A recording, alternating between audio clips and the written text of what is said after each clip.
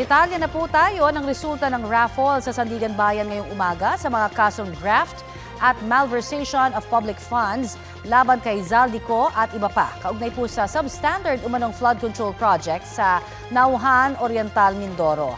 May ulat on the spot si Maki Pulido. Maki? Pasado alas 9 ng umaga, isinagawa ng Committee on Raffle ng Sandigan Bayan ang special raffle para sa 3 kaso na isinampa laban kay dating Congressman Zaldico, mga dating opisyal ng DPWH Mimaropa at mga opisyal ng SunWest Construction Company.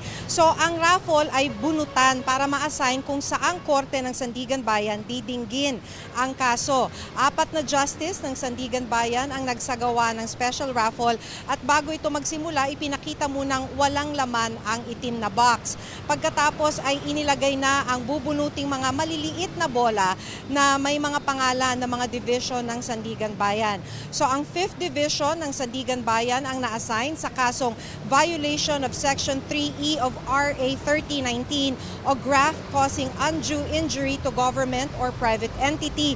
7th Division ang nakakuha ng violation of Section 3H of RA 3019 o graft na conflict of interest. 6th Division ang nabunot para sa malversation of public funds through falsification of public documents. Sa pagkakapaliwanag sa atin, batay sa rules ng Sandigan Bayan, may 10 araw mula sa filing ng case para i-determine ng mga mahistrado ang probable cause at kung may sapat na batayan ang isinampang kaso. Kung may probable cause, maaaring mag-issue na ang korte ng warrant of arrest laban sa mga akusado. Connie? Maraming salamat, Maki Pulido.